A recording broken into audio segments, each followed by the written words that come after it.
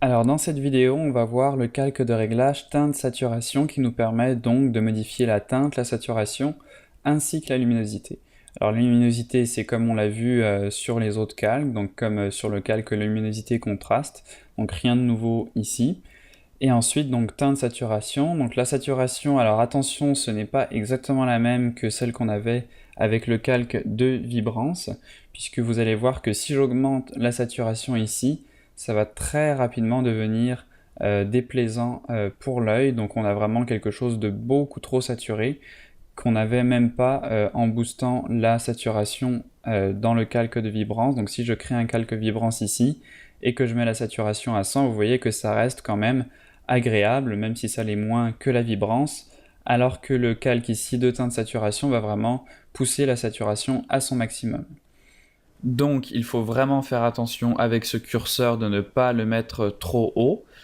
Et ici, on a donc la teinte. Alors la teinte, c'est vraiment la teinte globale de notre image. Donc là, si je déplace le curseur plus vers le bleu, vous voyez que notre image prend une tournure plus bleutée. Et si je le déplace vers le vert, on a une image qui devient plutôt verte.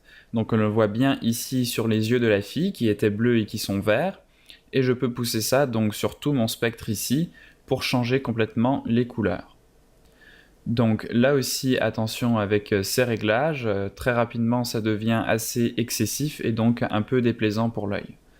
Ensuite, on peut restreindre cet effet ici à certaines parties du spectre de couleurs.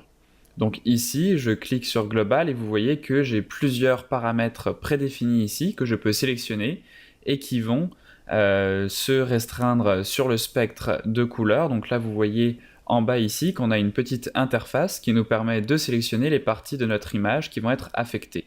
Donc on peut déplacer ici les poignées pour déplacer donc la zone d'influence qui va être affectée. Donc là, si je déplace les curseurs vers le vert et que j'augmente la saturation, vous allez voir que c'est principalement les tons ici qui sont dans la zone de orange, rouge à vert qui va être affecté. Donc là, si on regarde la feuille ici, qui est dans les teintes orangées et les feuilles vertes, vous allez voir que c'est ces zones ici qui vont être plus affectées que par exemple le bleu ici de l'œil qui lui ne va pas du tout être affecté par nos réglages. Donc vous voyez qu'on peut changer par exemple la teinte ici ou la saturation et vous voyez que l'œil ici ne change quasiment pas puisque donc on a restreint le changement de ce calque ici uniquement sur les zones du rouge au vert.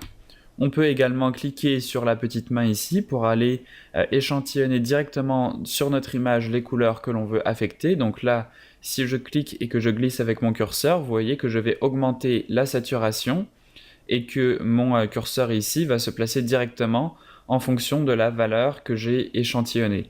Donc là, c'est une façon assez rapide de sélectionner dans notre image une couleur que l'on veut saturer davantage. On a aussi la possibilité d'étendre ou de réduire cette mesure ici. Donc avec la pipette plus, je peux ajouter ici, en cliquant par exemple sur la peau, je peux ajouter les teintes de violet et de rouge à l'intérieur de ma gamme de teintes qui va être affectée. De même, je peux enlever donc avec la pipette moins ici ces teintes en cliquant sur la peau de nouveau et donc là ça va graduellement enlever ces couleurs du spectre. Donc je peux aussi le faire directement en cliquant et en glissant sur le curseur ici pour restreindre ma sélection. Dernière petite option qu'on a, c'est l'option coloriser. Alors cette option, ça va vraiment appliquer une teinte globale à notre image. Donc ça peut être très pratique par exemple pour faire un effet sépia. C'est d'ailleurs ça que ça fait quand on clique sur le paramètre sépia ici.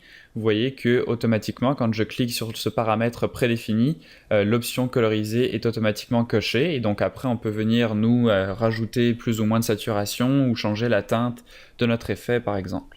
Donc voilà pour ce calque de réglage teinte saturation qui est assez puissant et qui permet donc de vraiment avoir beaucoup de contrôle sur notre image.